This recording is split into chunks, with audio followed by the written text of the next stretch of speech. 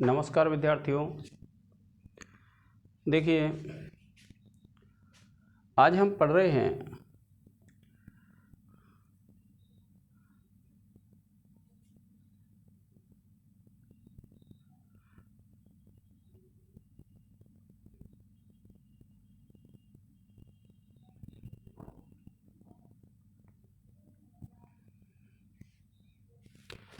तो देखिए, हमारा जो कवि है महाकाव्य में, वह कवि हैं हमारे कालिदास।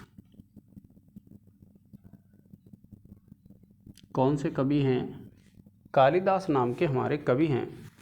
अब कालिदास के विषय में जब आप देखेंगे तो कालिदास की एक उपाधि है और उपाधि का नाम है दीपशिखा। अब आपसे पूछे दीपशिखा उपाधि तो आप बताएंगे एक ग्रंथ है रघुवंशम, और यह जो रघुवंशम ग्रंथ है इसके षष्ठ सर्ग, कौन सा सर्ग है? षष्ठ सर्ग है। तो ये जो षष्ठ सर्ग है, इस षष्ठ सर्ग के एक घटना है और इस षष्ठ सर्ग में अज इंदुमती स्वयंवर है। तो इस घटना के आधार पे ही अज इंदुमती जो स्वयंवर है,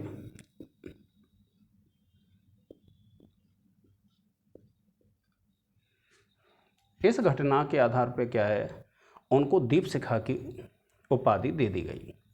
तो अर्थात इनका जो दूसरा जो उपनाम है, कहीं कहीं बताते हैं इनका जो नाम क्या था, बंदरू था। क्या नाम था विद्यार्थियों कालिदास का? और बंदरू था। और ईसा पूर्व प्रथम शताब्दी इनका समय माना जाता है। अगर समय की बात कर लें तो ईसा पूर्व प्रथम से चतुर्थ शताब्दी तक, ठीक है, ये समय इनका है ईसा पूर्व। अब देखिए, इनके बारे में एक उक्ति प्रसिद्ध है, उपमा कालिदासस्य।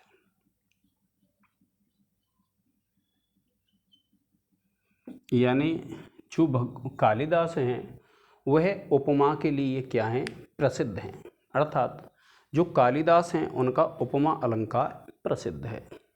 उसके बाद देखिए, रीति में अगर आप बात करते हैं तो वैदर्भी रीति है।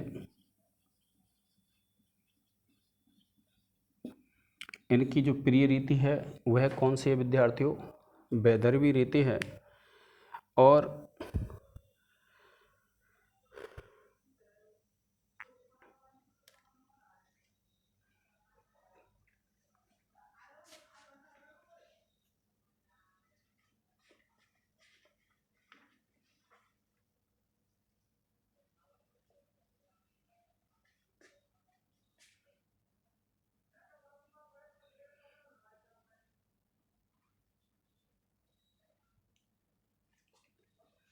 लिख लिया विद्यार्थियों? अब देखिए, अब आपसे कोई पूछ लेता है कि इनको जो दीपशिखा की उपाधि कैसे मिली, तो देखिए, एक 67 नंबर का एक श्लोक है छठवें सर्ग में, ठीक है। जो षष्ठ सर्ग है उसमें एक श्लोक है, कौन सा? संचारिणी दीपशिखेव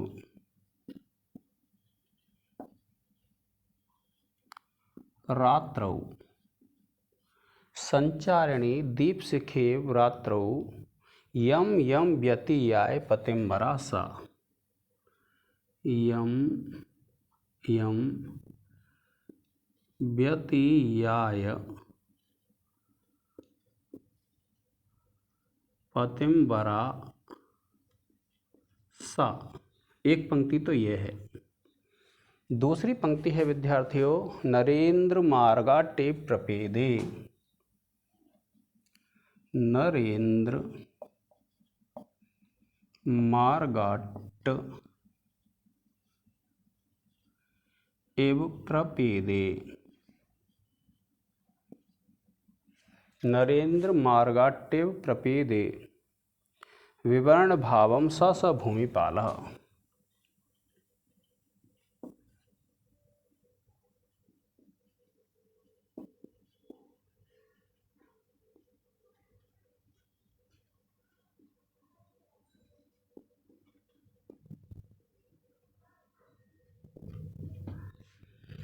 स स भूमिपालः।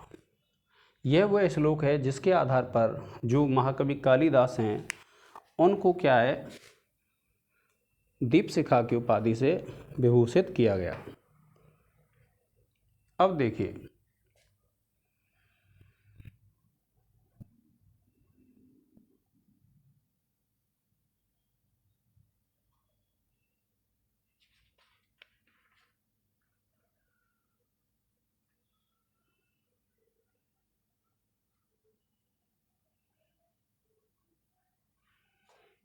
लिख लिया।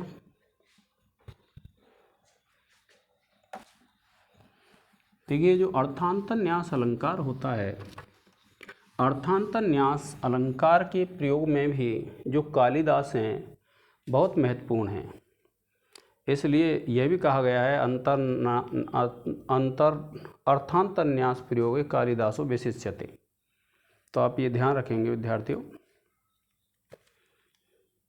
अब देखिए, इनका जो एक महाकाव्य है विद्यार्थियों, और उस महाकाव्य का नाम है रघुवंशम।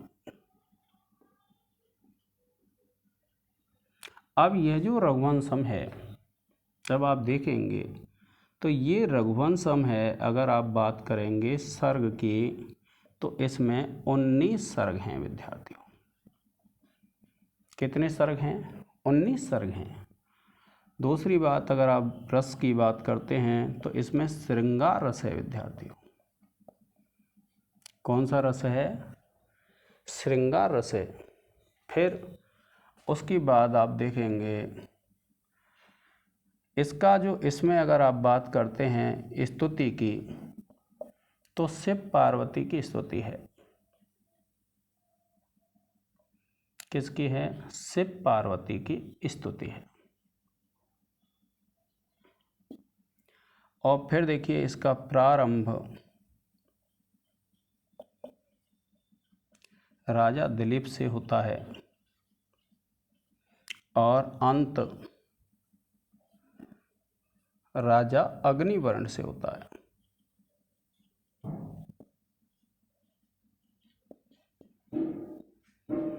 ठीक है, क्योंकि इसका जो प्रारंभ है वह राजा दिलीप से और इसका अंत किससे होता है? अग्निवर्ण से होता है।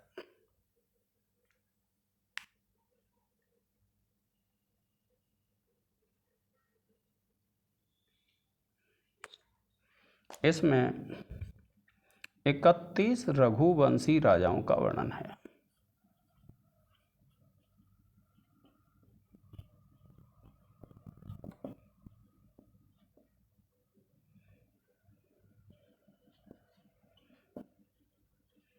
कितने हैं? इसमें 31 रघुवंश के राजा हैं। तो देखिए, इसी महाकाव्य में राजा दिलीप द्वारा 99 अश्वमेध का वर्णन मिलता है। ऐसा वर्णन मिलता है कि राजा दिलीप ने 99 अश्वमेध यज्ञ किए थे। और देखिए, यह जो महाकाव्य है इसकी गणना लघुत्रयी में की जाती है। किस में की जाती है? लघुत्रयी। अब ये जो लघुत्रयी है इसमें आपके कालिदास के ही 3 काव्य आते हैं, जिसमें देखिए एक तो है मेघदूतम, एक है रघुवंशम और एक है कुमार संभव।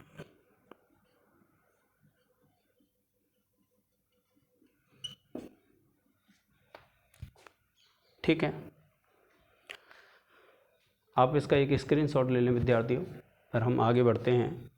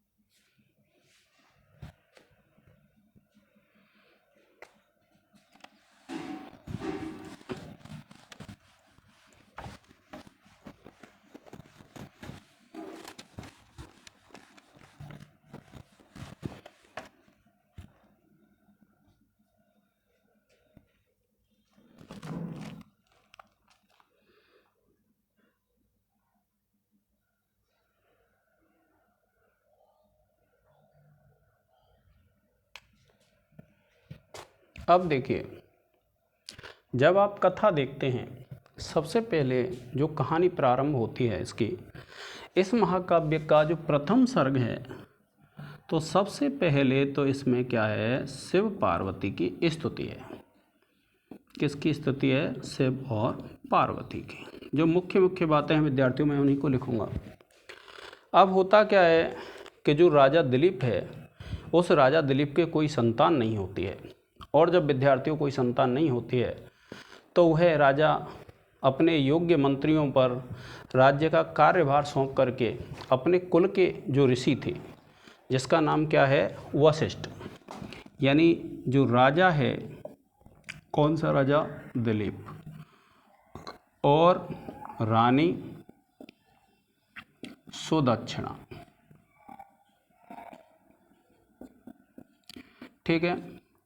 ये जो राजा है अपने राज्य का संपूर्ण भार अपने मंत्रियों को सौंप करके, और अपने ऋषि जो वशिष्ठ हैं, कुल के जो ऋषि थे इनके, उनका नाम क्या था? वशिष्ठ।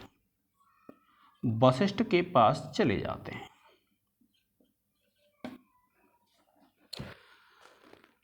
तो जो वशिष्ठ ऋषि हैं, उन वशिष्ठ ऋषि के पास जब ये चले जाते हैं, तब क्या होता है, देखिए कि रास्ते में, इसमें प्रारंभ से जब आप देखेंगे तो जो रास्ता है, उस रास्ते का बड़ा रमणीय वर्णन किया है, और ऐसा वर्णन किया है जिससे काव्य को पढ़ने में और उसको सुनने में किसी को भी कोई समस्या नहीं आए।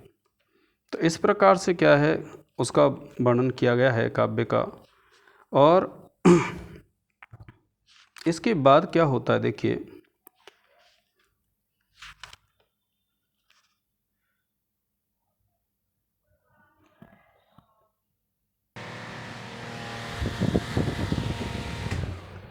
अब देखिए विद्यार्थियों, होता क्या है, ये जो वशिष्ठ हैं, इन वशिष्ठ की जो पत्नी हैं, उनका नाम है अरुंधति।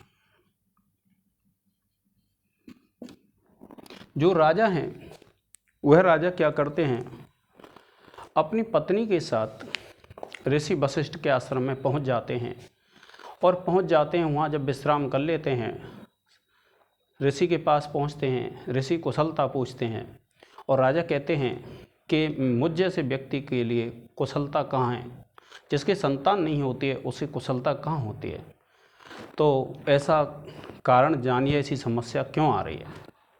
तो जो ऋषि वशिष्ठ हैं वह ध्यान लगाते हैं, और ध्यान लगाते हैं, तब उनको, ऋषि को ये पता चलता है कि यह जो राजा दिलीप है, ये इंद्र के पास गए थे, इंद्र की सहायता करने गए थे राजा।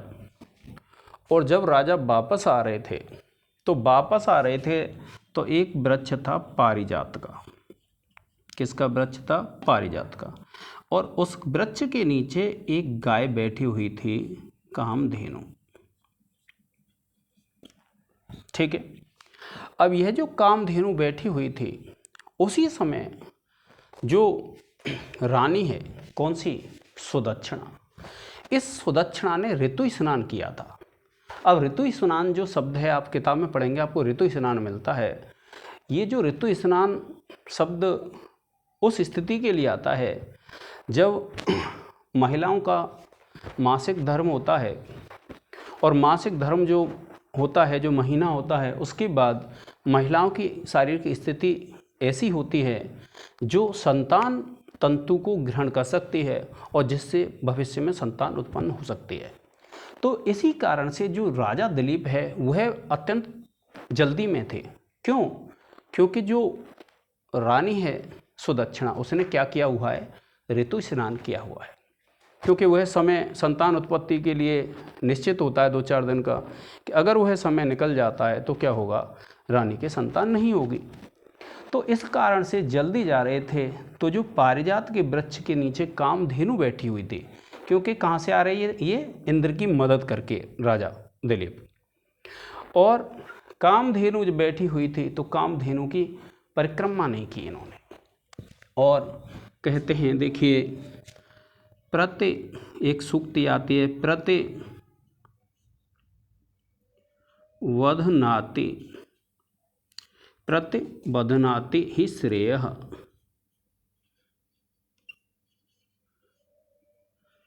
पूज्य पूजा व्यतिक्रमः।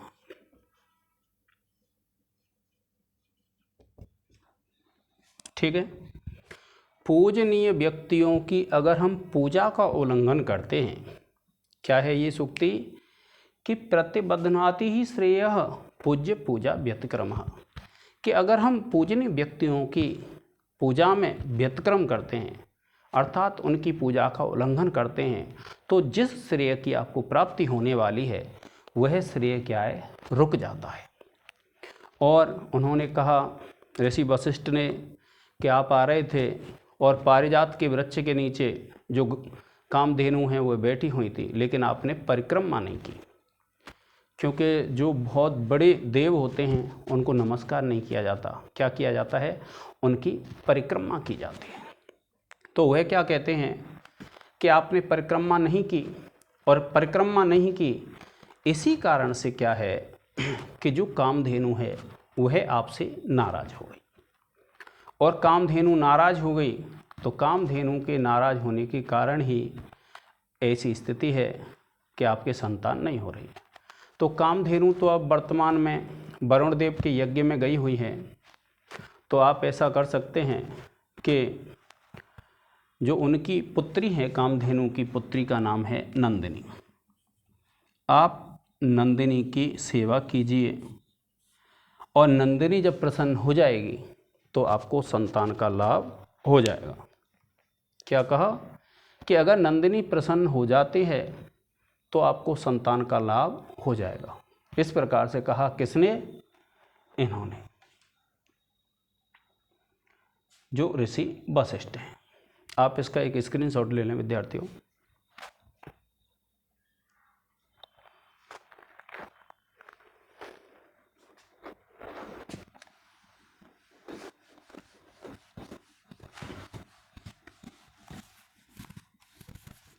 अब देखिए, जो राजा और रानी हैं वह क्या है, 21 दिन तक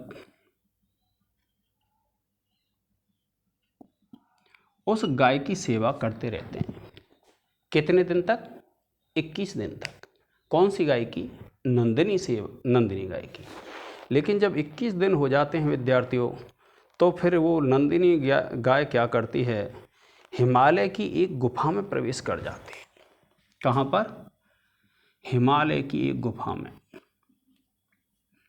और हिमालय की एक गुफा में जब वह नंदिनी प्रवेश कर जाती है तब क्या स्थिति होती है, देखिए, वहाँ एक शेर मिलता है और शेर उस गाय पर आक्रमण कर जाता है, और गाय चिल्लाती है।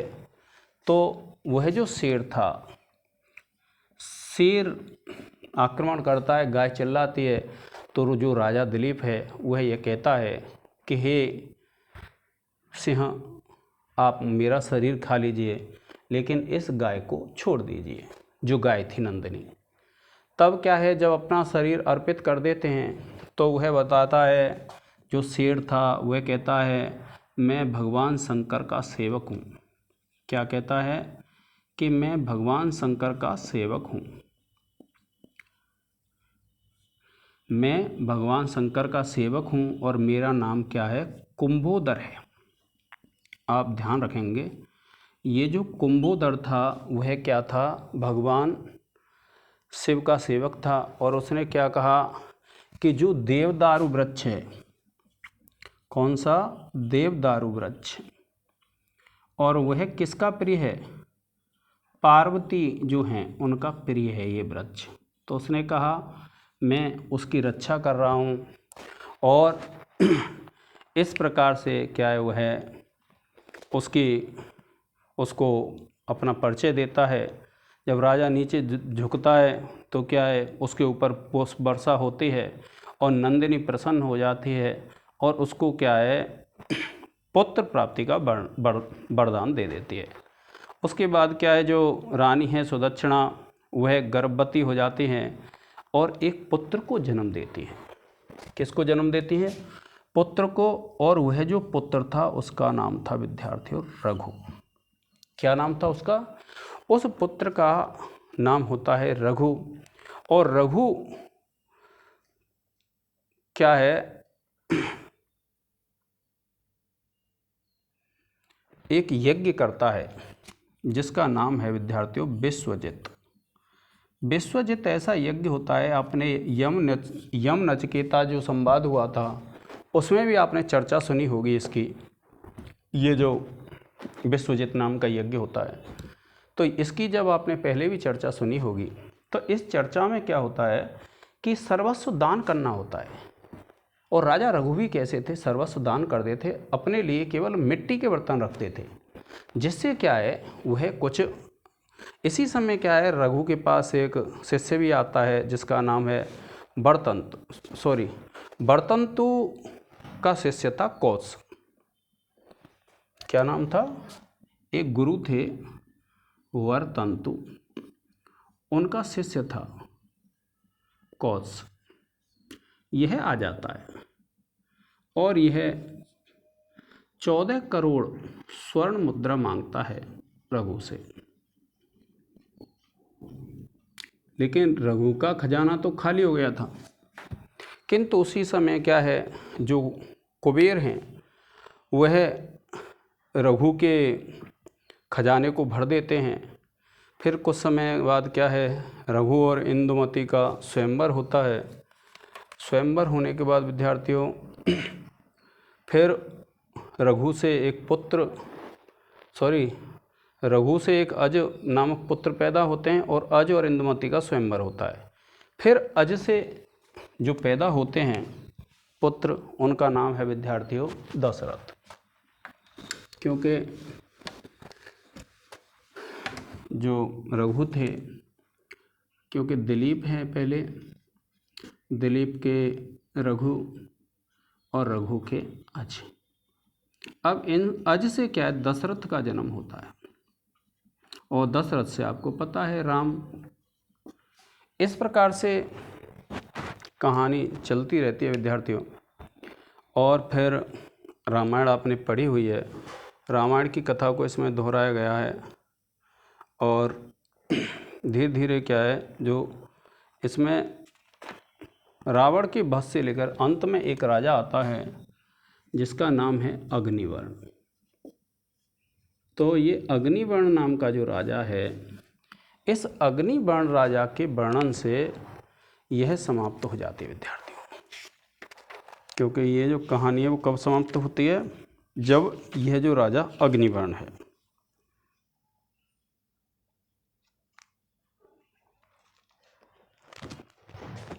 अब देखिए,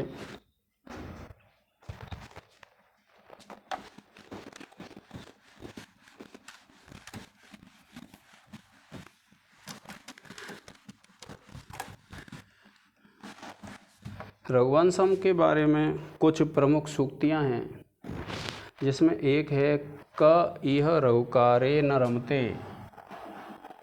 क इह रघुकारे न रमते। इसका अर्थ यह है कि कौन ऐसा व्यक्ति है जिसको रघुवंश अच्छा नहीं लगता है।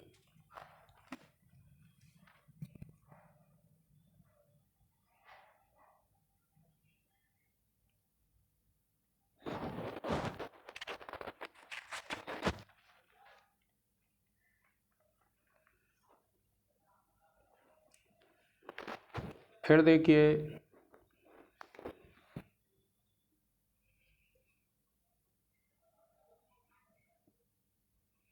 प्रमुख जो सूक्तियां हैं इनको मैं लिख देता हूं।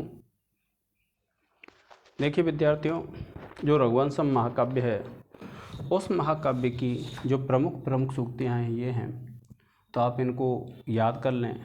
देखिए, पहली सूक्ति है क इह रघुकारी न रमते, कि कौन ऐसा है जिसको यह रघुवंश अच्छा नहीं लगेगा। स्ववीर्य गुप्ता ही मनोप्रसूति है, कि अपने वीरता की जो गूढ़ता है वह वीर मन से ही उत्पन्न होती है। प्रतिबदनाति ही श्रेय पूज्य पूजा व्यतक्रम के पूजनीय व्यक्तियों की पूजा का अगर हम व्यतक्रम करते हैं, उल्लंघन करते हैं, तो जो श्रेय है वो नहीं मिलता। हेमनः कहते हैं सोने में संलक्षते प्रतीत होती है, दिखाई देती है, अग्नौ विशुद्धि है श्याम काप्य, अर्थात जो सोना है, हेमना कहते हैं सोने की जो शुद्धता है वो अग्नि में प्रतीत होती है कि सोना शुद्ध है अथवा मिलावट है। भिन्न रुचिर लोकः कि इस संसार में सबकी रुचियां भिन्न भिन्न होती हैं। तेजसा ही बयान समीक्षत्य के तेज में, वीर्य में किसी की आयु नहीं देखी जाती। आज्ञा गुरुणाम विचारणीय कि गुरुओं की जो आज्ञा होती है, बड़ों की आज्ञा होती है, वह विचार करने योग्य नहीं होती। पदम ही सर्वत्र गुण निधीयते, और सभी जगह जो स्थान है गुणों के द्वारा बनाया जाता है। इसका एक स्क्रीनशॉट ले लें विद्यार्थियों।